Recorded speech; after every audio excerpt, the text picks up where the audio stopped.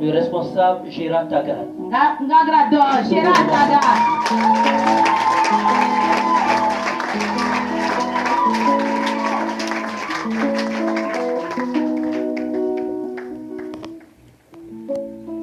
Alléluia.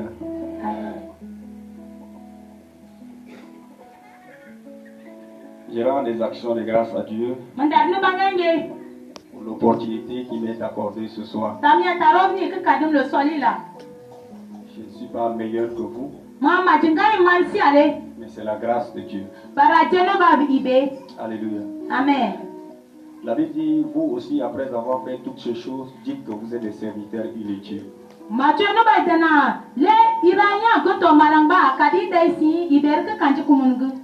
C'est simplement un instrument utile. Mais en réalité, je suis inutile entre les mains de Dieu. C'est Dieu qui va se servir de ma vie. Alléluia. Amen. Donc je voulais d'abord qu'on puisse se tenir sur nos pieds pour prier le Seigneur. Nous allons prier le Seigneur. Tu vas élever ta voix. Tu vas demander à Dieu, Seigneur, révèle-moi ce que je dois comprendre ce soir. Fais que je sorte de ce lieu en recevant l'assurance de mon salut.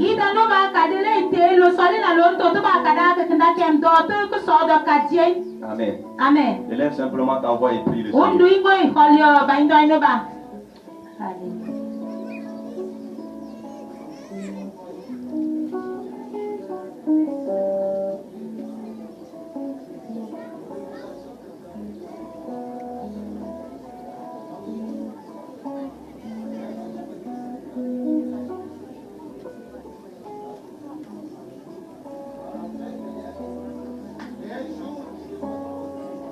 Au nom de Jésus-Christ, nous avons prié.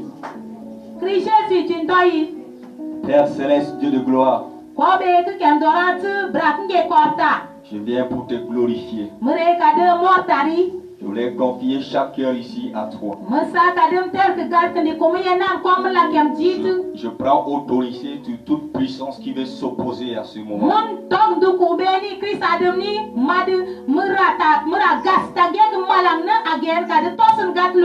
Je les ordonne de partir dans leur lieu. J'amène toute pensée captive à l'obéissance de la parole de Dieu. Toute distraction, je lis cela et je détruis. Je couvre ce lieu par le sang de Jésus-Christ. Je plonge chaque vie ici dans le sang de Jésus-Christ. Je proclame la révélation de Christ dans chaque cœur au nom de Jésus. Je déclare que chacun de nous va rentrer en recevant la conviction de son salut.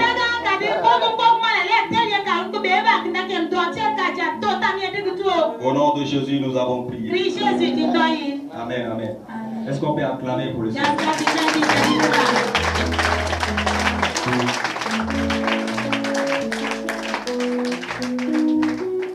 C'est un thème spécial. Je voulais nous dire que ce séminaire a été proclamé avant même la fondation du monde. Et si ce soir Dieu te fait grâce d'être en ce lieu,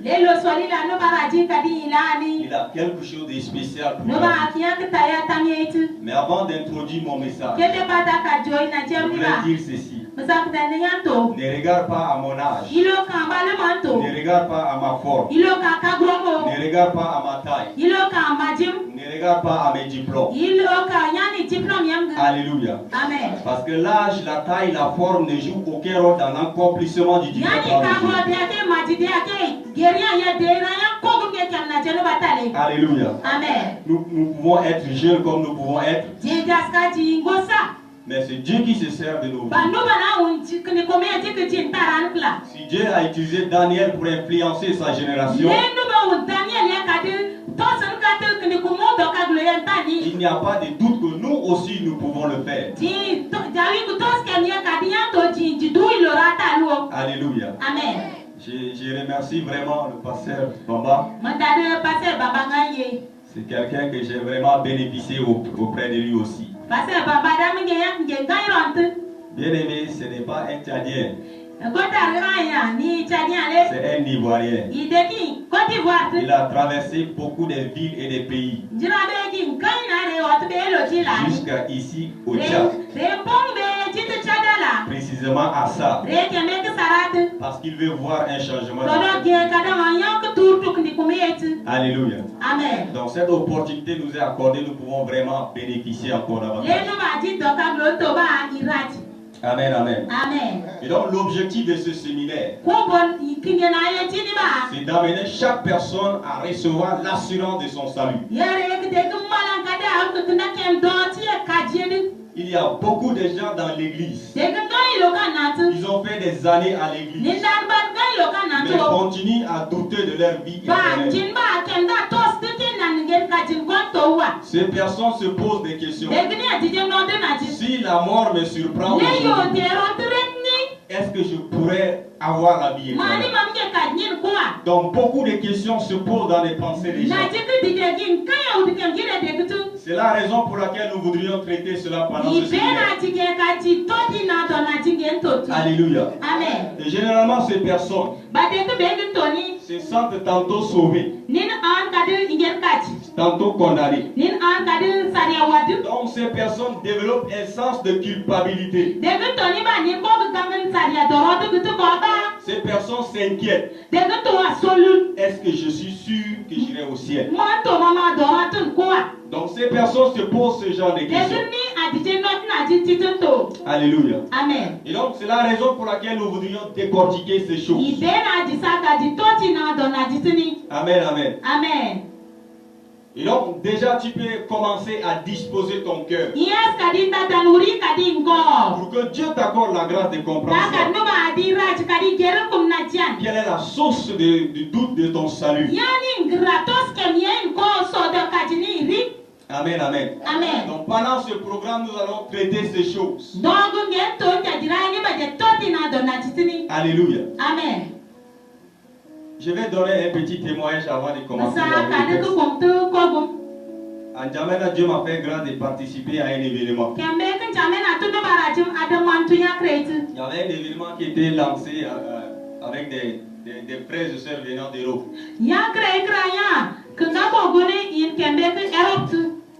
Et donc, on m'avait invité aussi. Pendant que je me suis présenté, ce jour j'étais en jeûne. Donc à la fin de la cérémonie, il est question de passer à table. Mais je me suis excusé. Donc il y avait une sœur française qui s'était approchée de moi. Elle m'a demandé mon nom. Je me suis présenté. Je lui ai aussi demandé son nom. Elle m'a dit, est-ce que je ne peux pas aller manger? Je lui ai dit que je suis sur la montagne. Donc elle a profité pour causer avec moi. Et pendant que nous étions en train de causer, je lui ai posé une question. Je dis, ma soeur, actuellement où nous sommes, si la mort nous surprend et que nous mourons, est-ce que tu es sûr d'aller au paradis? Alléluia. Amen. Dès que j'avais fini cette phrase, la sœur commençait à pleurer. Elle pleurait. Elle pleurait amèrement. Et comme tout autour de nous, il y avait des gens, je l'ai retiré à côté. Alléluia. Amen. Je lui ai dit, ne pleure pas. Je lui ai dit, pourquoi tu pleures? Elle a dit que la question touche sa vie.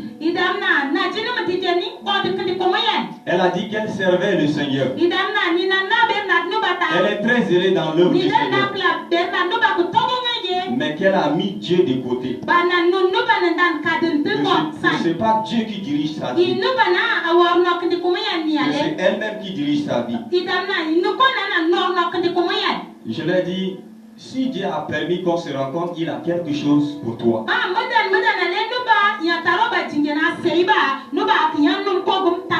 Je lui ai dit, ne pleure plus. Et je l'ai orienté accepté le Seigneur. Alléluia. Amen. Elle a promis que dès qu'elle va rentrer en France,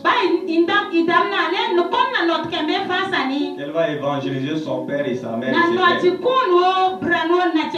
Parce qu'en réalité, ses parents aussi sont dans la même situation que elle. Je voulais dire à quelqu'un ce soir, si tu saisis le focus de ce message, dès que tu vas rentrer, tu vas influencer ta femme, tu vas influencer ton quartier, tu vas commencer à influencer ta génération. Alléluia. Amen. Nous allons lire notre texte de base dans 1 Jean chapitre 5, le verset 11 à 13. 1 Jean chapitre 5, 11 à 13. Quelqu'un peut nous faire la lecture?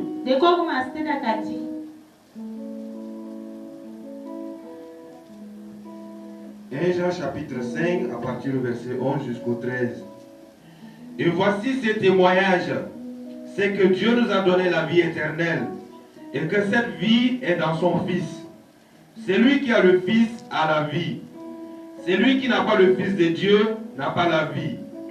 Je vous ai écrit ces choses afin que vous sachiez que vous avez la vie éternelle, vous qui croyez au nom du Fils de Dieu. La parole de Dieu. Amen. La Bible dit, et voici ces témoignages. Je vous ai écrit ces choses afin que vous sachiez. Amen, amen. Amen. Amen, amen. Amen. Avant de continuer, je vais demander au frère Kalandé de nous lire la version parole de vie. Pour rendre très clair le contexte. Amen. Version parole de vie. Voici ce témoignage. Dieu nous a donné la vie avec lui pour toujours. Et son Fils est la source de cette vie. Celui qui a le Fils a la vie. Celui qui n'a pas le Fils n'a pas la vie. Je vous ai écrit cette lettre pour vous faire savoir ceci. Vous qui croyez au Fils de Dieu, vous avez la vie avec Dieu pour toujours. Amen. Amen. Donc, la Bible dit, et voici ces témoignages. Nous voyons là-bas dans la version parole, il dit, voici cette lettre.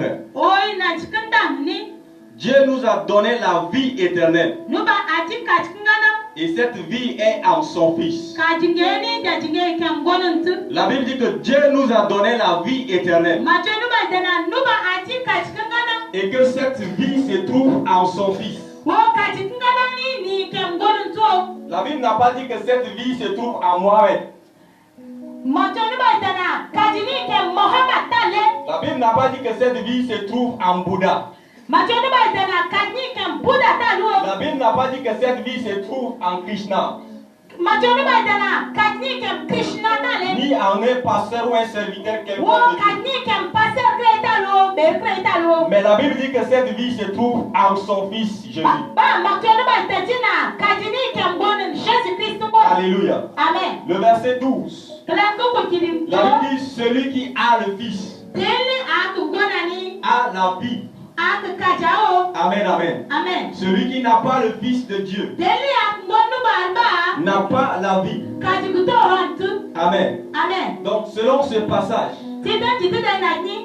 si nous devons décortiquer un peu le verset 12, la Bible dit celui qui a le Fils. Nous voyons ici un verbe. Nous voyons ici le verbe avoir. Le verbe avoir, nous voyons ici, conjugué au présent de l'indicatif. Et le présent de l'indicatif signifie l'action qui se déroule au moment où l'on parle. La Bible dit celui qui a le Fils a la vie. Et lorsque la Bible parle de la vie, il parle de la vie éternelle.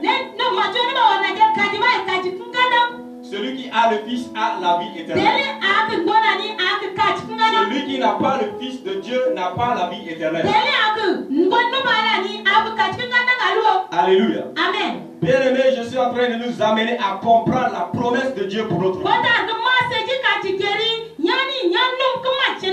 Celui qui a le Fils.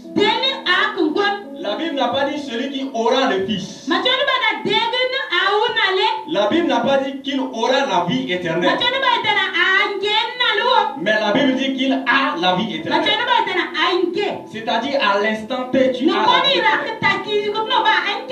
À l'instant T où tu crois au Seigneur Jésus, tu as la vie éternelle. Amen. Amen. Amen, amen. Amen. Le verset 13.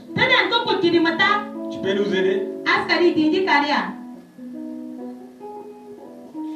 Verset 13. Je vous ai écrit ces choses. Je vous ai écrit ces choses. Afin que vous sachiez que vous avez la vie éternelle. Vous qui croyez au nom du Fils de Dieu. La Bible dit, je vous ai écrit ces choses. Il dit, je vous écris ces choses. Afin que vous sachiez que vous avez la vie éternelle. Alléluia. Amen. La Bible n'a pas dit que vous saurez. Ce n'est pas conjugué au futur, mais c'est au présent. Afin que vous sachiez. C'est le verbe savoir conjugué au subjonctif présent. Donc tout est dans le présent. Donc la Bible dit que tu dois savoir. Sache que tu as la vie éternelle. La Bible n'a pas dit Pierre, tu auras la vie éternelle. Mais la Bible dit tu as la vie éternelle. Donc le verset 13 dit que tu dois savoir que tu as la vie éternelle. Alléluia. Amen. La raison pour laquelle beaucoup de gens doutent de leur vie éternelle,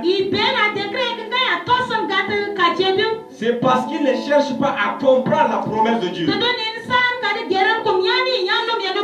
Ces personnes sont ignorantes. Raison pour laquelle Dieu dit mon peuple périt faute de connaissance. Alléluia. Amen. Donc tu dois savoir que tu as la vie éternelle.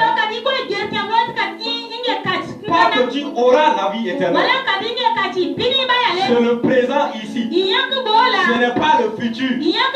La Bible te dit tu as la vie éternelle. Amen, amen. Amen. Amen. Amen. Donc commence maintenant à comprendre que c'est une promesse pour ta vie. Celui qui a le Fils, c'est-à-dire celui qui a cru en Jésus, il a la vie éternelle. Mais c'est celui qui ne croit pas au Fils de Dieu qui n'a pas la vie éternelle. Donc je voulais te dire, si tu as cru en Jésus, sache que tu as la vie éternelle. Alléluia. Amen. De la même manière que nous naissons, il y a l'acte de naissance qui sort. Les parents établissent l'acte de naissance. Tu as ton nom, sexe, année et le pays, etc. Il y a toutes les informations nécessaires. De la même manière, lorsque tu reçois Christ dans ta vie, la Bible dit qu'il y a le livre de vie que seul Jésus-Christ détient dans sa main. Ce livre s'ouvre. Et Jésus-Christ inscrit ton nom dans ce livre. Avec toutes les informations nécessaires. C'est-à-dire, qu'est-ce qui a motivé la personne pour accepter Jésus? C'est lors de quel événement? Alléluia. Amen. Toutes les informations sont notées. Donc si tu as cru en Jésus, sache que tu as la vie éternelle. Et le fardeau de notre cœur, chacun de nous, même si on te réveille le matin et qu'on te pose la question, est-ce que tu es sûr d'être sauvé? dis avec conviction, je suis sauvé. Amen, amen. Pas que je serai sauvé, mais je suis sauvé. Alléluia. Alléluia. Il n'y a pas une religion meilleure que le christianisme. Alléluia. Christ a tout accompli pour nous.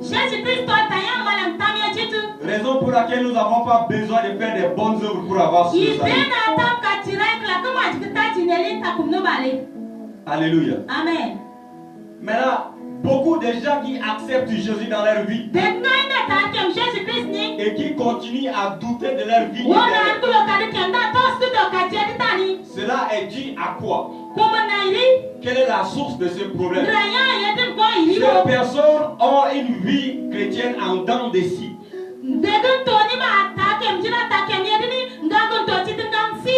Le matin, ils sont chrétiens.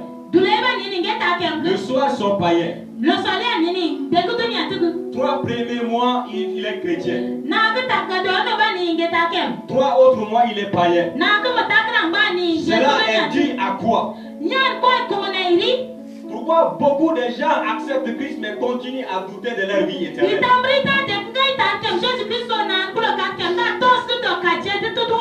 Alléluia. Amen. Cela est dû simplement à la repentance incomplète. Je dis cela est dû simplement à la repentance incomplète. Amen. Amen. Il y a des gens qui décident d'abandonner leur vie de péché. Ils disent à Dieu, j'abandonne tout péché, sauf mon péché chéri. Ils disent à Dieu, j'abandonne tout péché, sauf mon péché chéri. Et ce soir, si tu décides d'abandonner ton péché chéri, tu auras la conviction de ton salut. Ce qui t'amène à douter de ta vie éternelle, c'est ton péché chéri. Je dis bien, c'est ton péché chéri. Et ton péché chéri peut être l'alcool. Ton péché chéri peut être la fornication. Ton péché chéri peut être le vol. Ton péché chéri peut être le fétichisme. Ton péché chéri peut être le mensonge. Ton péché chéri peut être l'adultère. Ton péché chéri, toi seul tu connais. Je dis toi seul tu connais. Mais si tu décides de renoncer à cela, tu recevras la conviction de ton cœur. Tu recevras la conviction de ton cœur. Alléluia. Amen. Je vais donner un petit témoignage avant de continuer. J'étais quelqu'un qui vendait de la drogue avant. Quand j'étais en Djamena. J'ai failli même être arrêté. Mais j'ai échappé à cela. Je prenais de la cigarette. Je fréquentais les grandes boîtes de Djamena. Je rentrais à 2h, 3h, je sautais. Alléluia. Amen. Je faisais des choses horribles. Mais lorsque je me suis rendu compte sur ma vie chrétienne, je n'ai pas l'assurance de mon salut. Je n'ai pas l'assurance de mon salut. Maintenant, qu'est-ce qu'il faut faire? Il faut se repentir. Qu'est-ce qu'il faut faire? Il faut se repentir. Donc, c'est de se repentir complètement. Pas de façon incomplète. Alléluia. Amen. Nous allons commencer avec un passage dans Acte 3, 19.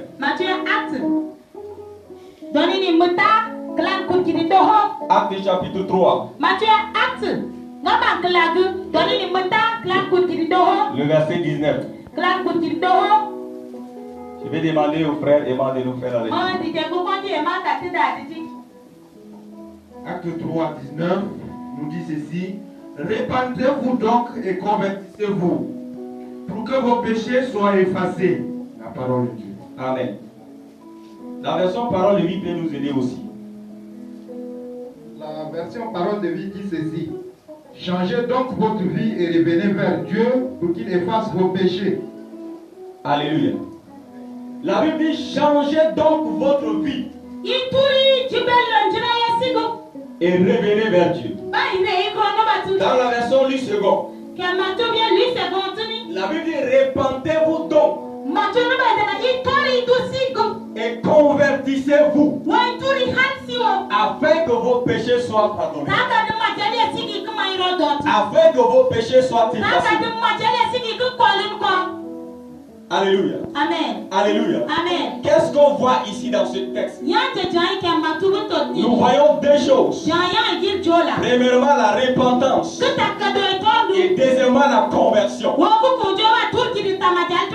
Alléluia. Amen. Nous constatons dans beaucoup des églises, on livre une carte de conversion à un fidèle. On dit ça, c'est carte de conversion.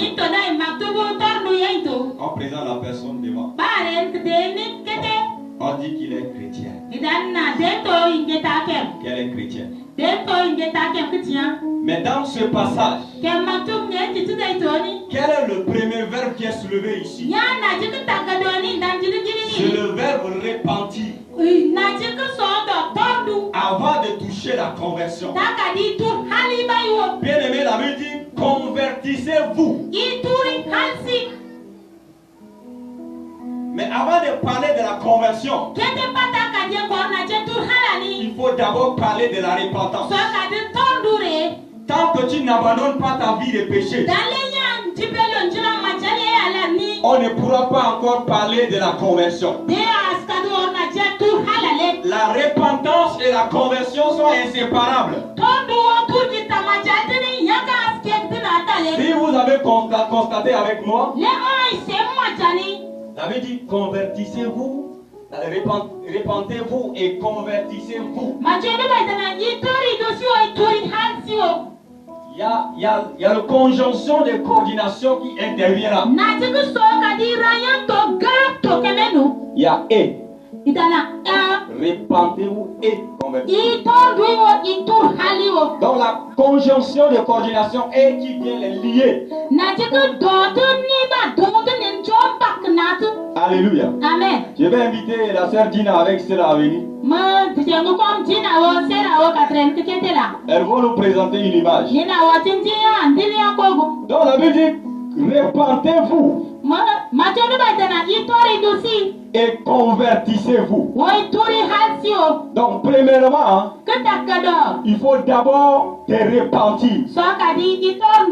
Et après, un peu en haut, vous pouvez monter ici. Un peu en haut. Alléluia. Amen. La Bible dit répentez-vous donc et convertissez-vous afin que vos péchés soient effacés. Vous voyez ces hommes avec les femmes. C'est des gens qui ont leur vie de péché dans leur sac. Chacun prend son fardeau et décide pour aller déposer au pied de la croix de Jésus. Il y a deux facettes à la croix. La première facette, c'est la repentance, l'abandon de vie de péché. Vous pouvez venir de l'autre côté, vous allez voir. Vous pouvez basculer là-bas. Donc premièrement, ici nous voyons la repentance. Dans notre texte, et répentez-vous et convertissez-vous. Cette phase, c'est la phase de repentance. Et qui est la conjonction de coordination? Ici, c'est la croix. Avant de toucher la conversion, il faut qu'il y ait d'abord la repentance. Vous voyez ce monsieur, son fardeau pèse.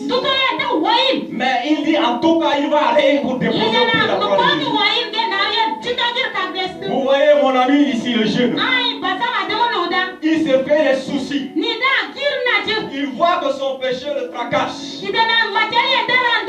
Mais lui aussi décide d'amener cela au pied de la croix de Jésus. Alléluia. Amen. Alléluia. Amen. Nous voyons ce monsieur. Ce monsieur s'assoit et décide aussi d'abandonner son péché. La Bible dit, venez à moi, déchargez-vous de vos soucis et de vos inquiétudes. Et je prendrai soin de vous. Alléluia. Amen. Donc avant que tu puisses être de ce côté comme ça, il te faut d'abord la repentance.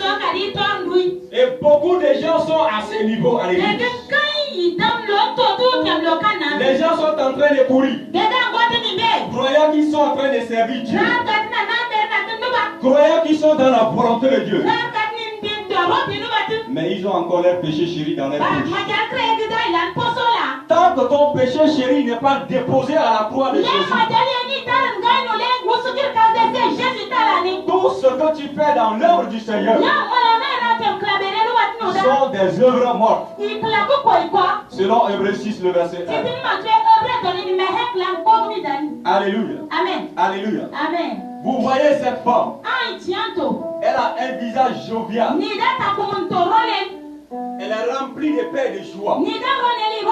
Pourquoi? Parce qu'elle s'est répandue, elle a déposé son fardeau au pied de la croix de Jésus. Je voulais simplement te poser une question. Qu'est-ce que tu es en train de faire avec ton péché chéri? Si tu décides ce soir de laisser cela au pied de la croix de Jésus,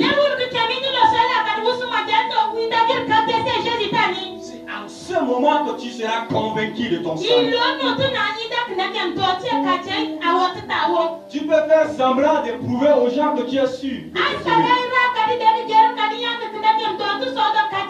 Mais dès que tu rentres dans ton coin, ton esprit n'est pas tranquille. Parce que tu sais que ton péché chéri est en toi. Pendant que je suis en train de parler, commence à identifier ton péché chéri. Commence à localiser ton péché chéri pour déposer au pied de la croix de Jésus. Alléluia. Amen. Alléluia. Amen. Nous avons besoin de nous repentir complètement.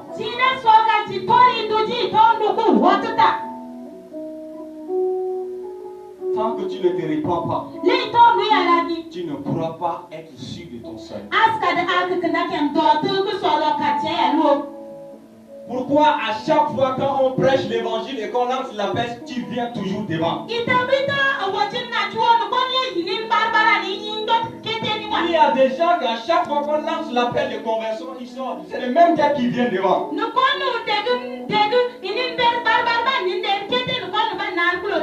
Ces personnes ont leur péché chéri. La même personne vient aujourd'hui. Dimanche prochain, on prêche, il vient encore. C'est parce qu'il n'a pas abandonné son péché. Mais si tu décides, tu seras convaincu de ton salut. Si tu décides, tu seras convaincu de ton salut. Alléluia. Amen. Je voulais parler à un jeune dans cette salle. Si tu es dans le péché chéri de copinage, tu es dans les espèces je t'aime, sans toi ma vie n'a pas de sens.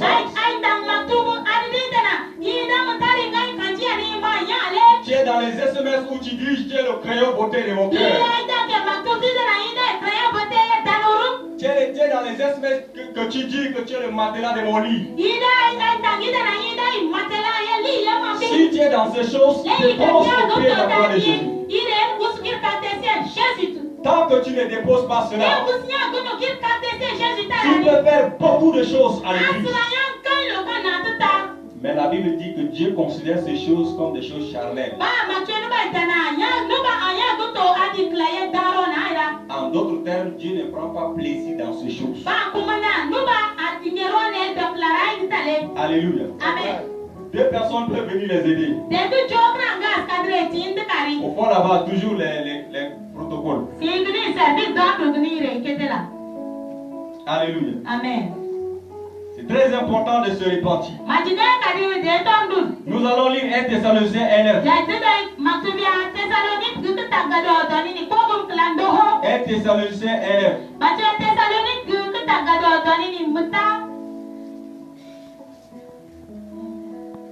Je vais demander à quelqu'un de me proposer la lecture.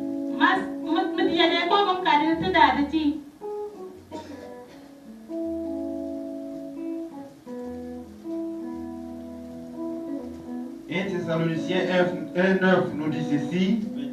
Car on raconte à notre sujet quel accès nous avons eu auprès de vous et comment vous vous êtes convertis à Dieu en abandonnant les idoles pour servir le Dieu vivant et vrai.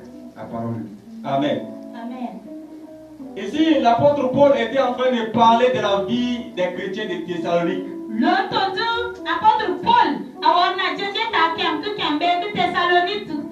Comment ces personnes sont devenues des chrétiens?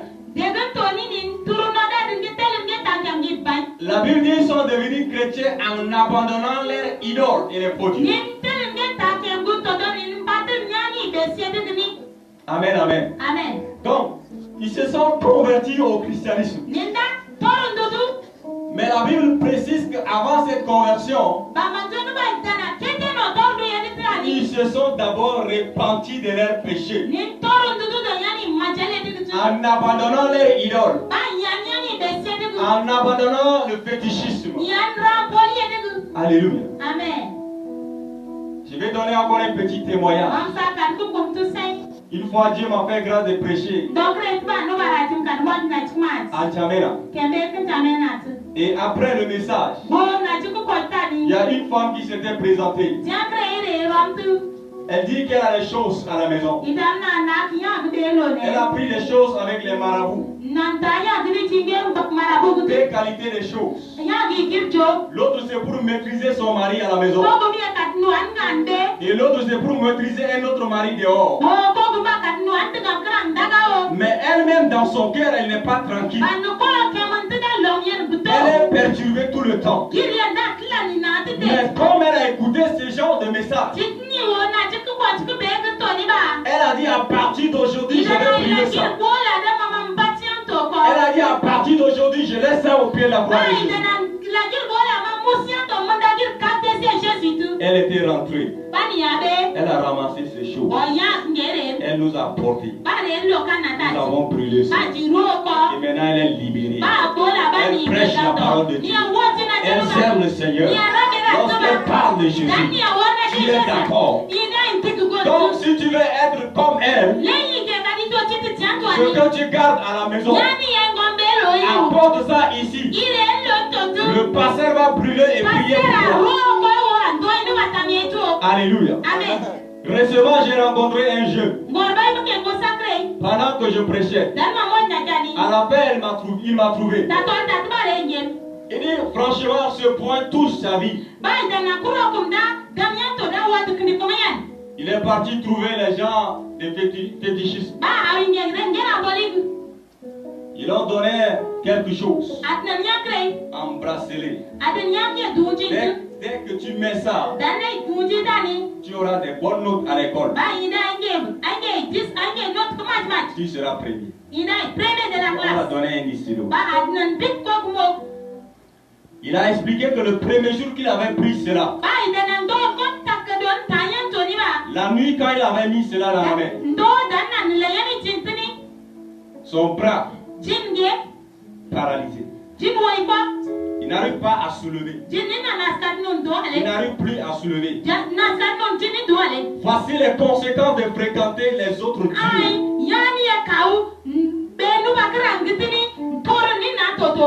Donc, tellement qu'il avait mal, avec notre main, il a enlevé le bracelet. Dès qu'il a enlevé le bracelet, il a retrouvé sa force. Tout ce que le monde nous donne, ne peut rien pour notre âme. Même si tu souffres dans ton âme, tourne-toi vers Jésus. Celui qui te donne la garantie de ton salut. Celui qui te donne la certitude de ton salut. Alléluia. Amen. Vas-tu accepter de souffrir pendant les 90 ans sur la terre?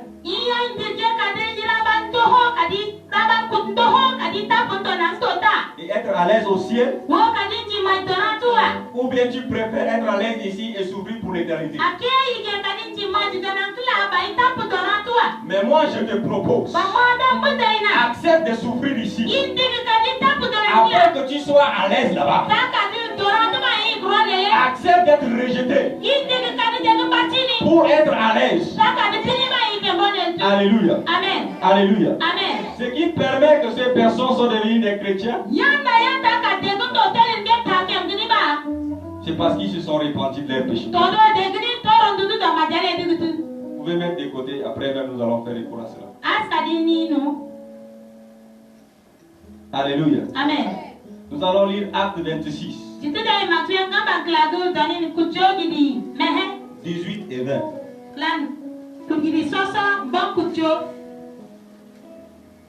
Acte 26, le verset 18. Afin que tu leur ouvres les yeux pour qu'ils passent des ténèbres à la lumière et de la puissance de Satan à Dieu, pour qu'ils reçoivent par la foi en moi le pardon des péchés et l'héritage avec les sanctifiés. Le verset 20.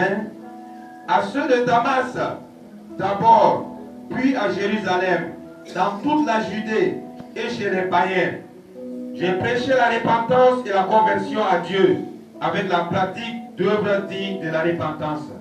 Amen. Donc l'apôtre Paul a réussi sa mission. Et voici sa mission. Jésus dit afin qu'il se tourne des ténèbres vers la lumière.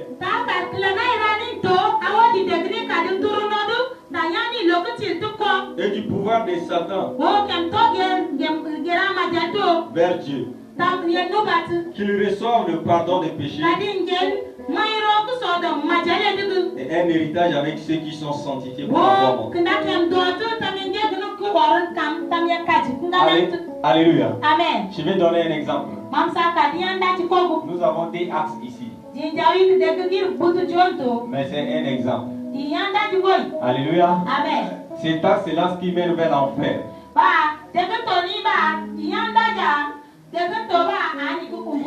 Alléluia. Alléluia. Amen. Je ne dis pas que vous allez partir en enfer. Mais je dis c'est un exemple. Amen, amen. Donc cet axe mène vers l'enfer. Maintenant cet axe, c'est l'axe qui mène vers le paradis. Alléluia.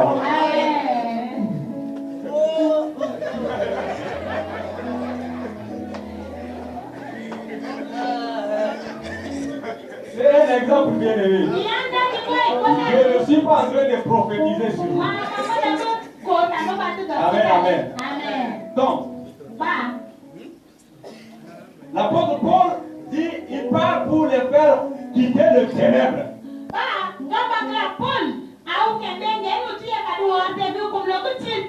Pour les amener à la lumière. Donc, c'est-à-dire, ces personnes doivent quitter le monde du ténèbre pour venir à la lumière. Alléluia. Donc, avant de descendre du train de Satan, tu dois te rassurer que tu es prêt à l'abandonner. Alléluia. Bien aimé, dans la vie, il y a deux routes. Le chemin qui mène vers l'enfer et le chemin qui mène vers le paradis. Donc avant de monter dans le train de Dieu,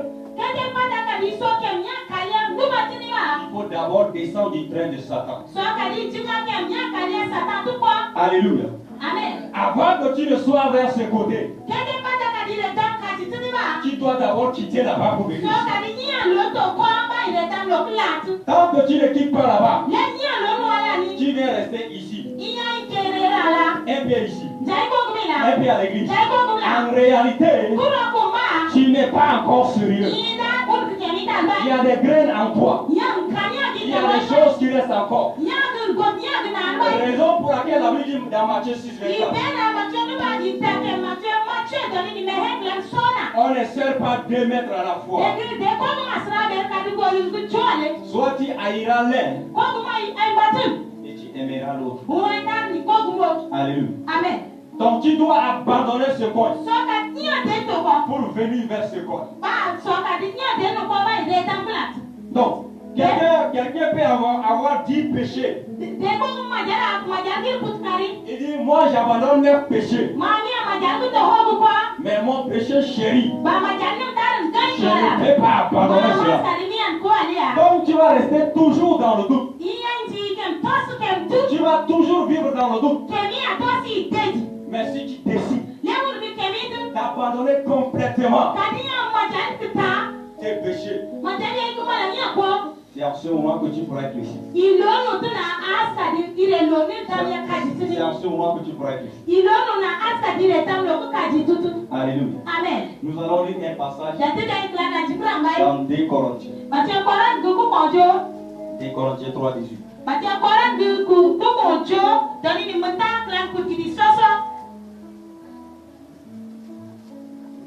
2 Corinthiens 3, 18. Nous tous qui, le visage découvert, contemplons comme dans un miroir la gloire du Seigneur, nous sommes transformés en la même image, de gloire en gloire, comme par le Seigneur, l'Esprit. Amen. On peut remonter au verset 17. Le verset 17. Or, le Seigneur, c'est l'Esprit. Et là où est l'Esprit du Seigneur, là est la liberté. Amen, amen. Nous sommes dans le temps de la grâce, on remonte encore au verset 16. Le verset 16 nous dit ceci. Oui. Mais lorsque les cœurs se convertissent au Seigneur, le voile est ôté. Alléluia. La Bible dit, mais lorsque les cœurs se convertissent au Seigneur, le voile est ôté. La Bible dit que le voile est ôté. Alléluia. Amen. Je vais expliquer. J'avais dit que cet axe même va l'enfer. Et là-bas ce paradis. Donc, il y a beaucoup de gens qui ont ce voile.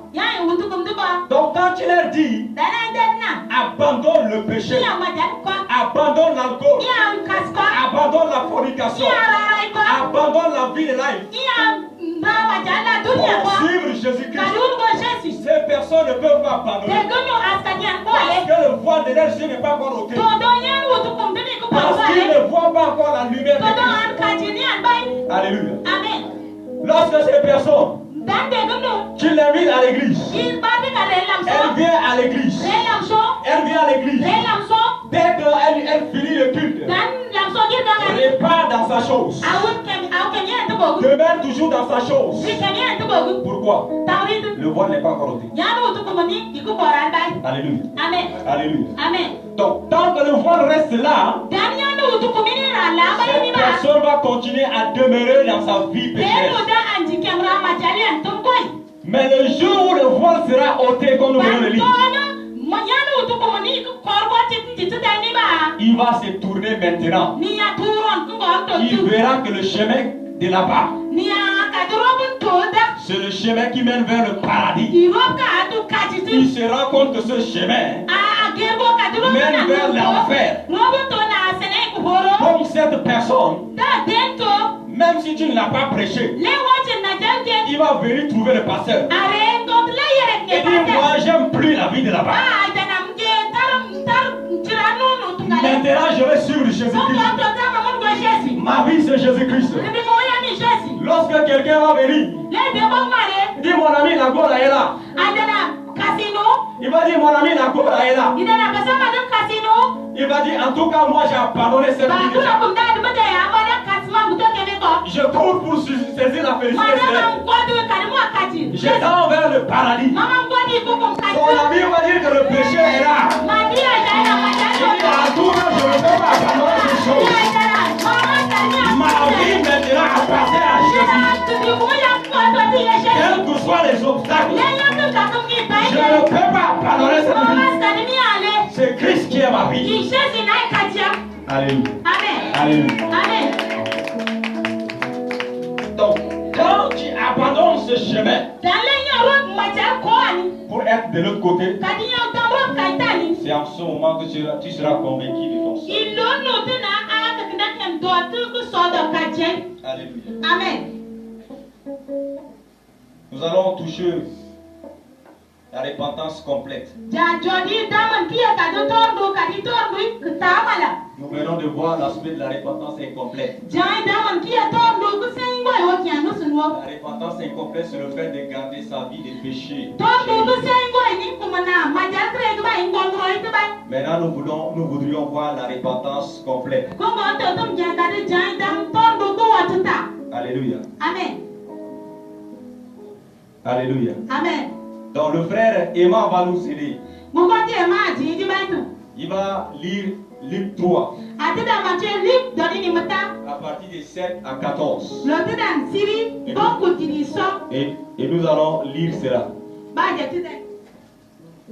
Luc chapitre 3 à partir du verset 7. Il disait donc à ceux qui venaient en foule pour être baptisés par lui: race de vipères, qui vous a appris à fuir la colère à venir? Produisez donc les fruits dignes de la repentance. Et ne vous mettez pas à dire en vous-même: nous avons Abraham pour père. Car je vous déclare que de ces pierres, Dieu peut susciter des enfants à Abraham. Déjà même la cognée est mise à la racine des arbres. Tout arbre donc qui ne produit pas de bons fruits sera coupé et jeté au feu. La foule l'interrogeait, disant: que devons-nous faire donc? Il leur répondit: que celui qui a 2 tuniques partage avec celui qui n'en a point, et que celui qui a de quoi manger agisse de même. Il vint aussi des publicains pour être baptisés, et ils lui dirent: Maître, que devons-nous faire? Il leur répondit: n'exigez rien au-delà de ce qui vous a été ordonné.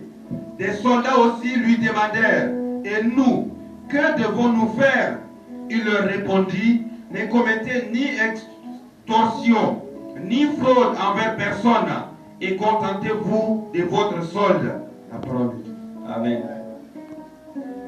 Tu peux nous aider sans micro, n'est-ce pas? Ok, Dieu t'a fait grâce. Tu vas maintenant lire le verset 7 pour décortiquer verset par verset. Le verset 7. Il disait donc à ceux qui venaient en foule auprès, en foule pour être baptisés par lui: race des vipères, qui vous a appris à fuir la colère à venir? Alléluia. Amen. Jean-Baptiste était en train de baptiser les gens. Jean-Baptiste Pendant qu'il baptisait les gens, il a remarqué qu'il y avait une foule de personnes qui couraient vers lui. Ces personnes couraient vers lui. Comprenez que le baptême est réservé uniquement à les chrétiens. Donc Jean-Baptiste se tourne.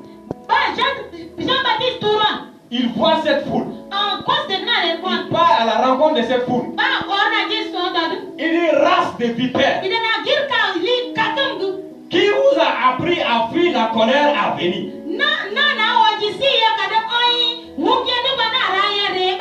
Alléluia. Amen. Bien aimé, si vous avez remarqué avec moi, c'est comme si Jean-Baptiste était en train de les insulter. Race de vipères. Dans la version anglaise, il est écrit: génération de serpents. Alléluia. Amen. La version anglaise est qualifiée de génération de serpents. Donc, pourquoi il les appelle race de vipères? En réalité, il ne les insultait pas. Les gens étaient en train de démasquer leur identité. En d'autres termes, Jean voudrait dire, il dit, vous pensez que vous êtes malin plus que qui ici?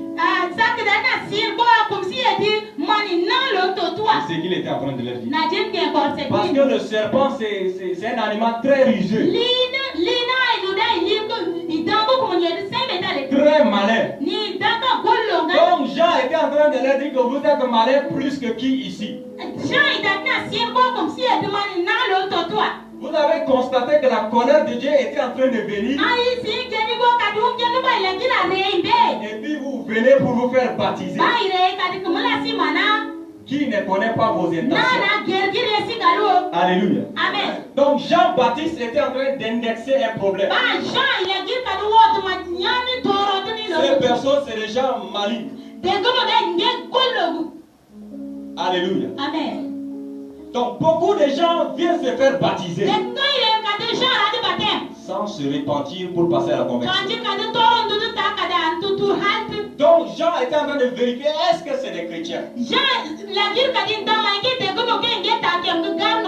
Est-ce que ces personnes sont changées? Le verset suivant. Le verset 8. Produisez donc les fruits dignes de la repentance. Et ne vous mettez pas à dire en vous-même, nous avons Abraham pour père. Car je vous déclare que de ces pierres, Dieu peut susciter des enfants à Abraham. Alléluia. Amen. Il dit, produisez donc des fruits dignes de la repentance. Il était en train de dire, prouvez-moi que vous vous êtes repentis. Démontrez-moi que vous avez abandonné le péché. Jean-Baptiste va continuer. Il dit d'ailleurs, ne pensez pas que vous êtes les descendants d'Abraham. Donc je vais vous baptiser. Non. Non. Donc, ça c'est dans leur époque. Mais si c'est au 21e siècle, Jean-Baptiste n'allait pas poser comme ça cette question. Alléluia. Amen. Il va dire, donc je vais te baptiser. Ne pense pas que tu joues bien la guitare que je vais te baptiser. Ne pense pas que tu es bien dans l'église que je vais te baptiser. Mais ce que Jean-Baptiste va dire, montre-moi que tu as abandonné le péché. Montre-moi que tu t'es repenti. Alléluia. Amen. Alléluia. Amen. Tant que tu ne t'es pas repenti, ne pense pas au baptême. Ne pense pas que tu es sauvé. Il faut d'abord régler le problème à la source. Alléluia. Amen. Jean-Baptiste va continuer par leur dire. Il dit, d'ailleurs, Dieu est capable de susciter des pierres pour transformer en fils d'Abraham. Donc c'est pas enfant qui manque à Dieu. C'est pas un chrétien qui manque à Dieu. Si tu refuses d'accepter Christ, si tu refuses de te repentir, c'est ton problème. Dieu est capable de transformer une pierre en enfant de Dieu. Alléluia. Amen. Alléluia. Amen. Est-ce qu'on peut acclamer?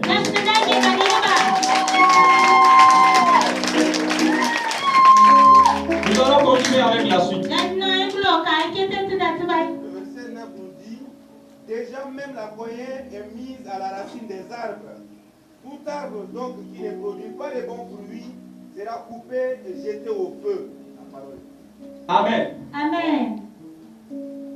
Il dit déjà même la cognée de Dieu est levée.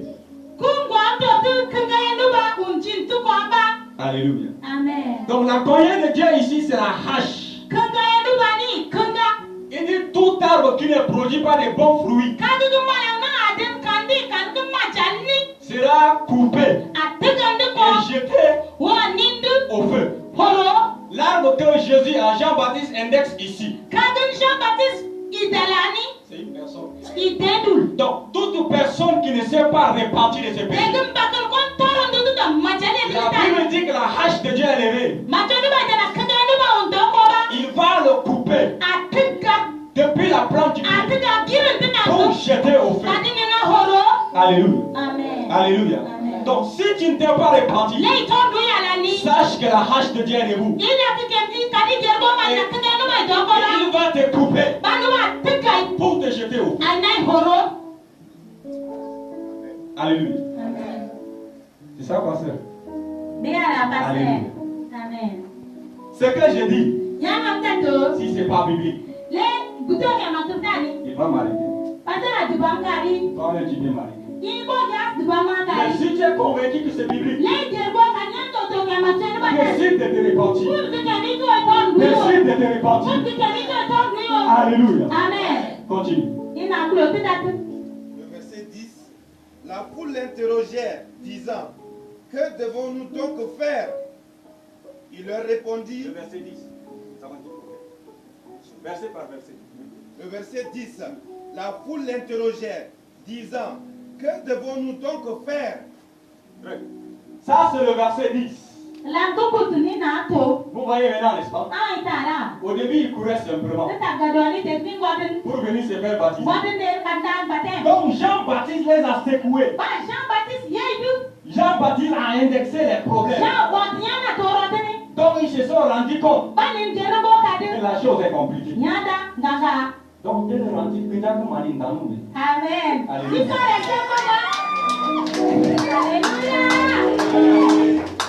Vous êtes là, qui est rendu que Jacques Maline dans nous. Ils sont restés comme un poulet que la pluie a frappé. Alléluia.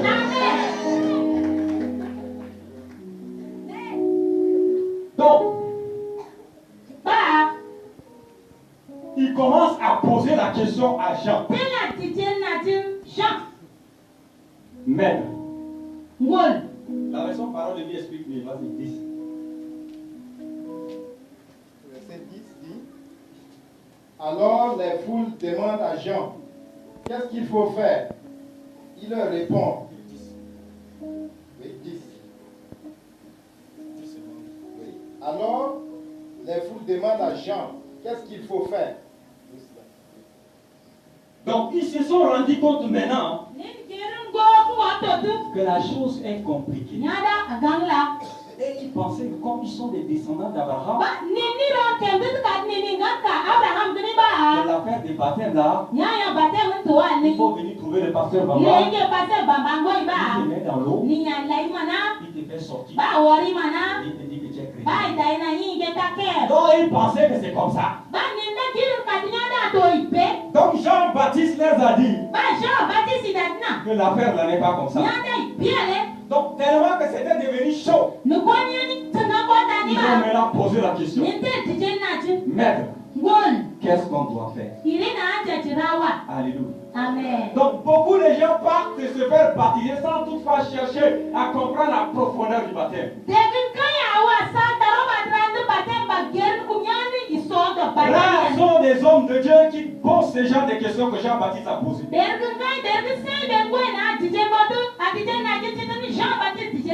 Alléluia. Amen. Continue.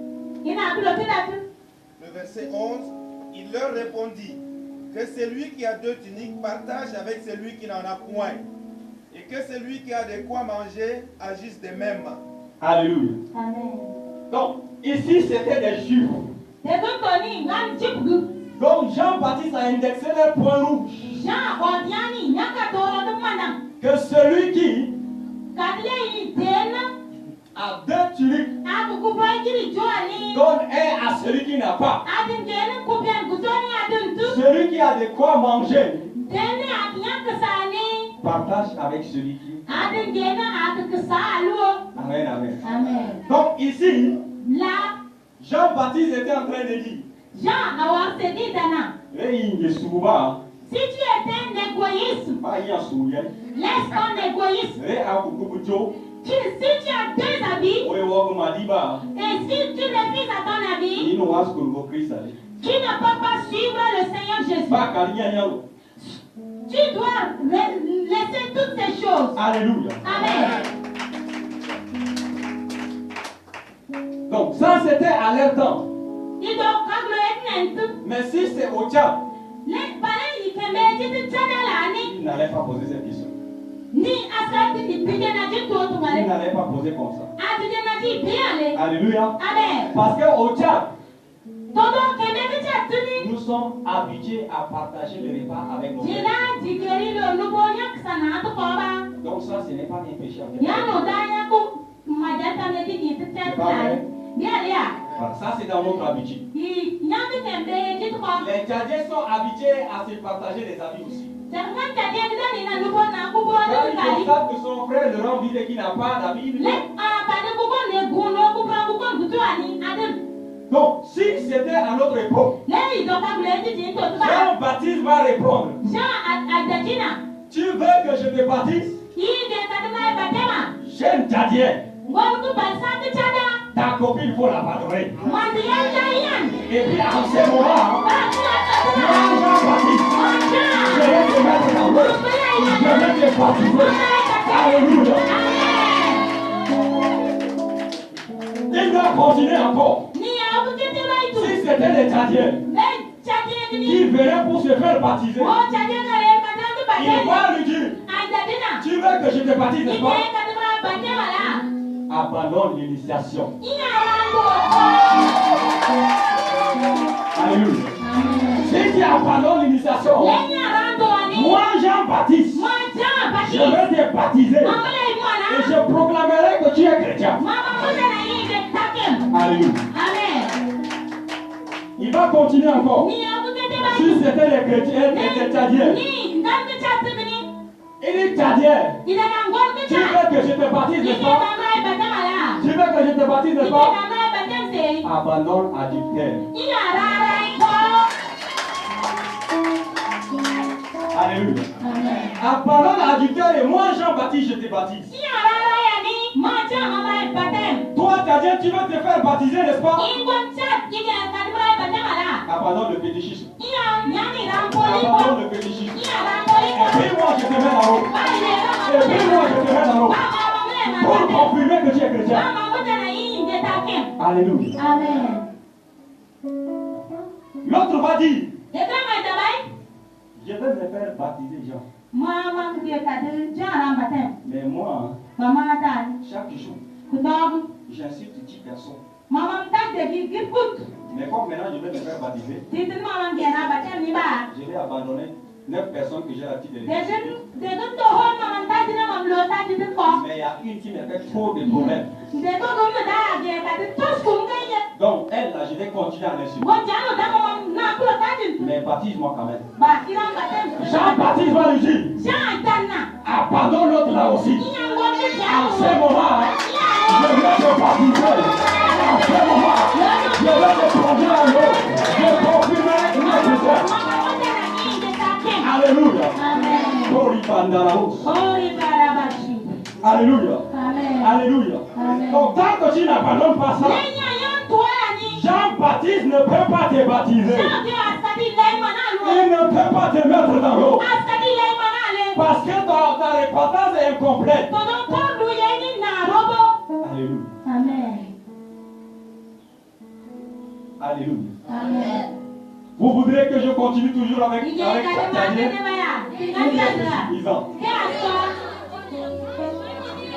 Alléluia. Tu as dit que je continue, n'est-ce pas? Mais toi-même, tu es à quel niveau? Alléluia. Toi-même, tu es à quel niveau? Est-ce que tu t'es reparti véritablement? Est-ce que tu es prêt à te repentir? Alléluia. Nous sommes en train de traiter les choses à la source. Amen, amen.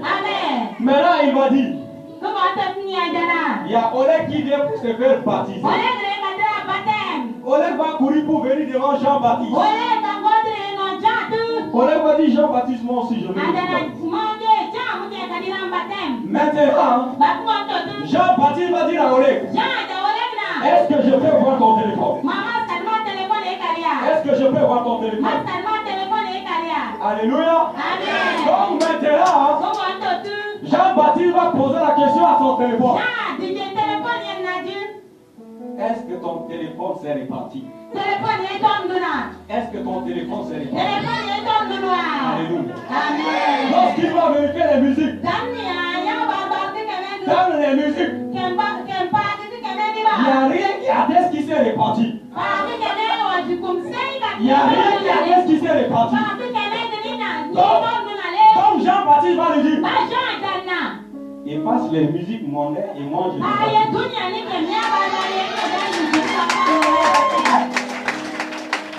Alléluia. Alléluia. Donc la repentance doit être complète. Donc ça c'était le péché des Juifs qui étaient l'égocentrisme. Ça c'était leur problème crucial. Que Jean-Baptiste a indexé. Donc maintenant, Jean-Baptiste amène aussi dans notre siècle. Vous avez constaté avec moi que quand c'est les Tchadiens, la situation est différente. Donc déjà, il y a beaucoup d'autres choses que je peux relever. Mais déjà dans ton cœur, tu connais. À la fin, quand on va prier, il faut faire comme les hommes qui ont amené les péchés devant la croix. Et tu auras ton salut. Alléluia. Continue avec le verset. Le verset 12. Il fait aussi des publicains pour être baptisés. Et ils lui dirent, Maître, que devons-nous faire?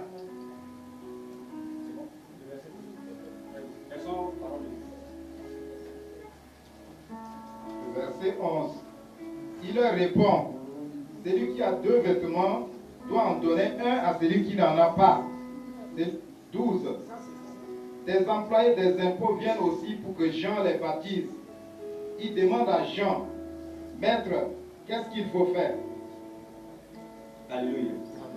Donc le cas que nous avons traité avant, c'était le cas des chiffres.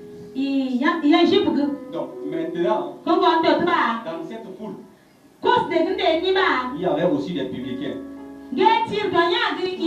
C'est-à-dire les collecteurs d'impôts.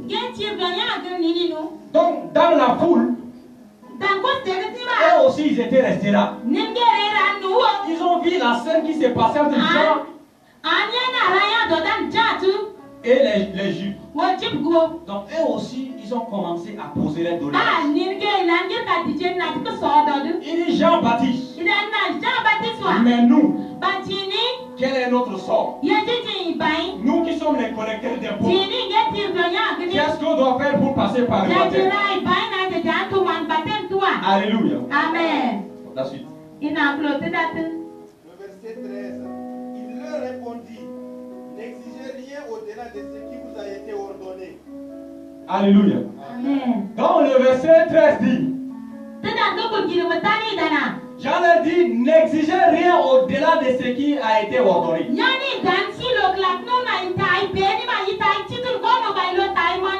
Vous savez que les collecteurs d'impôts, c'est des fraudeurs finis. Alléluia. Amen. Donc il leur dit, n'exigez pas au-delà de ce qui a été écrit sur le papier.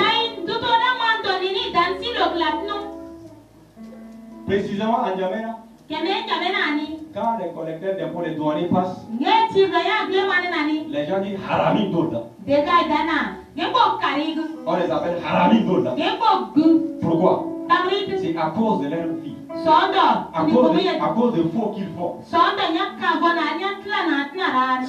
Donc, ici, Jean-Baptiste a parlé à ceux-là en leur temps.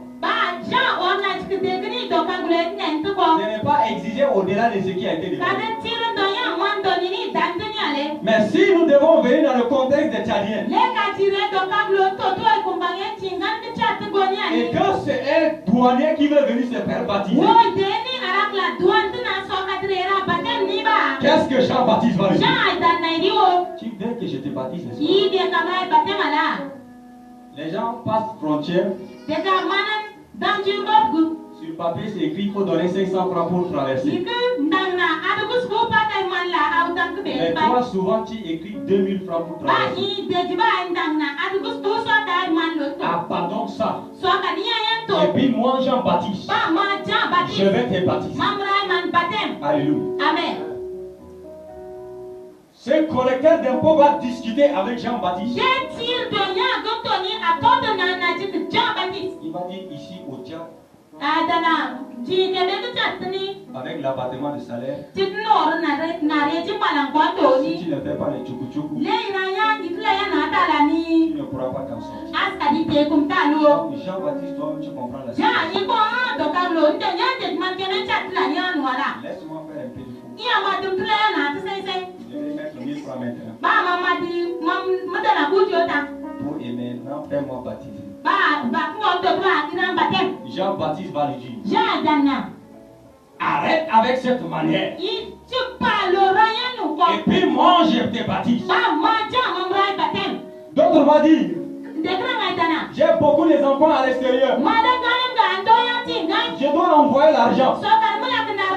Et si je ne fais pas le faux, je ne peux pas les soutenir. Jean-Baptiste va lui dire, si tu veux être un chrétien véritable, arrête avec ça. Et en ce moment, je vais te baptiser. Alléluia. Amen. Alléluia. Amen. Donc les gens augmentent des sommes pour les faux.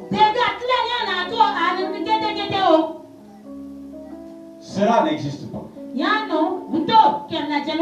Donc si tu abandonnes, c'est en ce moment que tu recevras. Nous continuons avec la suite. Le verset 14. Les soldats aussi lui demandèrent, et nous, que devons-nous faire? Il leur répondit, ne commettez ni extorsion, ni fraude envers personne, et contentez-vous de votre solde. Alléluia. Amen. Donc, dans la foule, il y avait aussi des soldats. Il y avait aussi des militaires.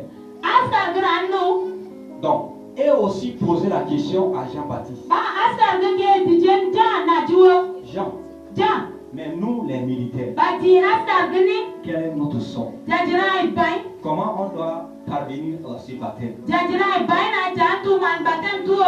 Jean-Baptiste leur dit, ne commettez ni extorsion, ni fraude, mais contentez-vous de votre solde. Donc, le peu que tu gagnes par mois, focalise-toi dans cela. Alléluia. Amen. Donc, nous avons constaté qu'ici au Tchad, les militaires, les soldats, c'est des gens violents. Ils t'attrapent par la force pour prendre ton dû. Alléluia. Amen. Donc, la seule manière pour se faire baptiser, Jean a dit abandonner cette manière.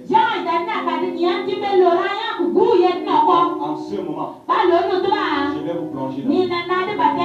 Alléluia. Amen. Et si c'était dans notre contexte actuel, et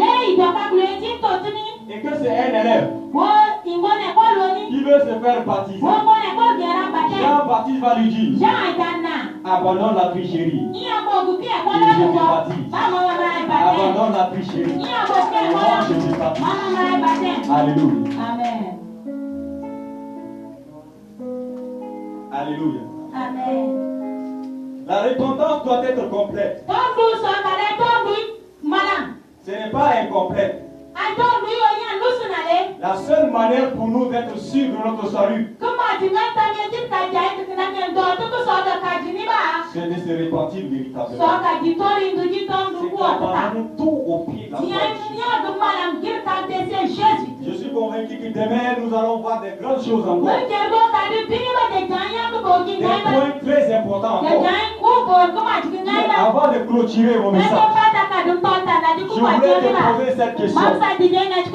Est-ce que ta repentance est complète et complète? Je voulais simplement qu'on baisse nos têtes. Tu peux simplement t'incliner et commencer à identifier quand tu es. Incline simplement ta tête et commence à identifier dans tout ce que nous avons vu. Vois ta situation.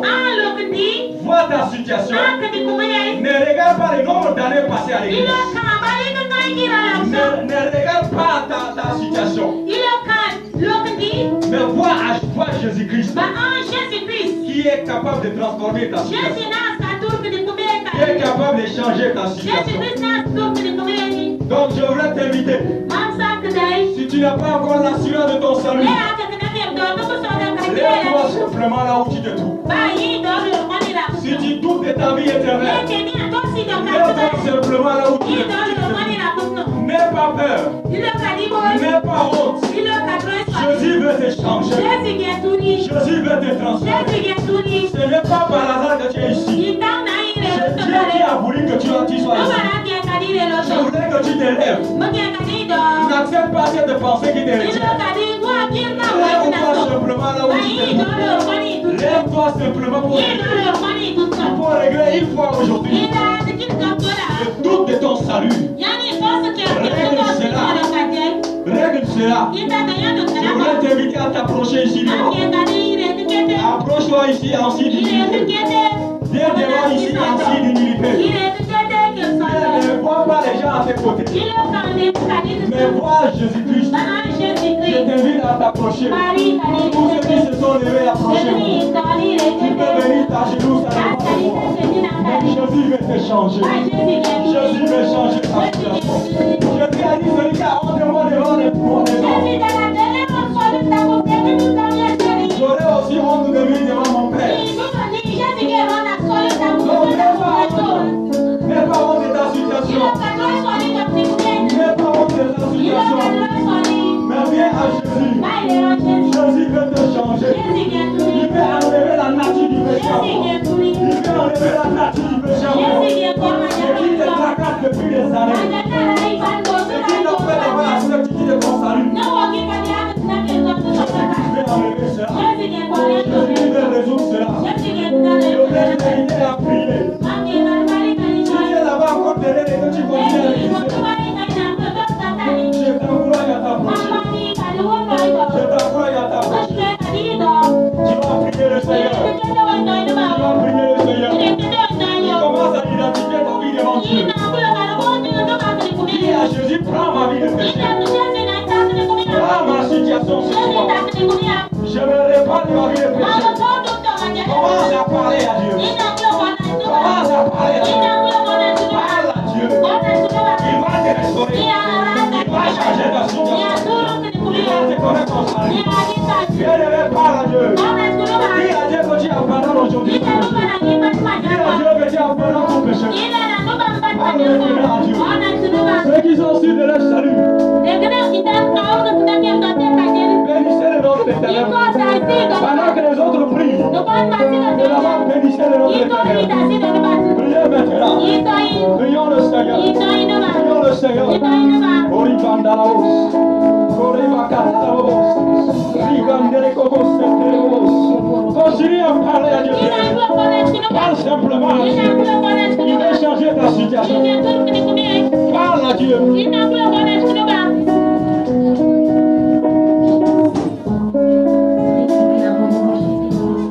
Tu vas maintenant prier. Tu vas demander à Dieu d'enlever la nature du péché en toi. Ce qui empêche ta vie de se tenir. Demande à Dieu d'enlever cela. Demande à Dieu d'enlever la source du péché. Demande à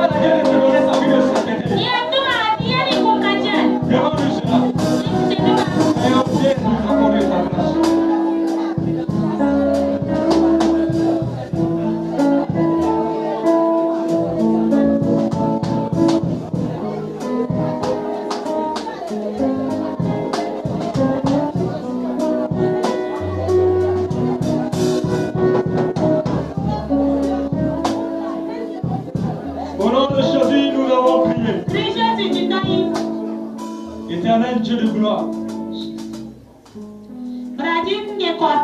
Grande est notre joie ce soir. Voici tes filles et tes fils ce soir. Ils ont abandonné leur vie de péché. Ils sont déchargés de leur vie de péché. Tu as dit, venez à moi, déchargez-vous de vos soucis et de vos inquiétudes. Et je prendrai soin de vous. Merci parce qu'à partir d'aujourd'hui, tu prends soin de vous. Merci parce qu'à partir d'aujourd'hui, leur nom est écrit dans le livre de vie. Merci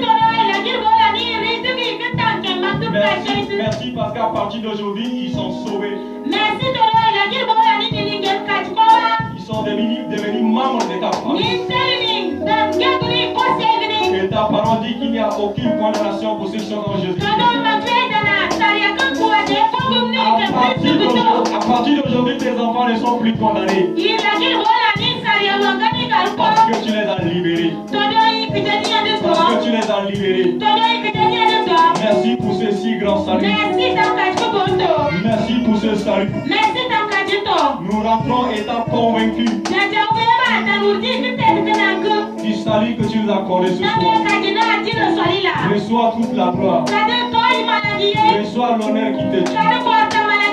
C'est au nom de Jésus que nous crions. C'est au nom de Jésus que nous sommes bénis. C'est au nom de Jésus que nous sommes convaincus. Pardon de notre péché. Alléluia. Amen. Est-ce qu'on peut acclamer pour lui?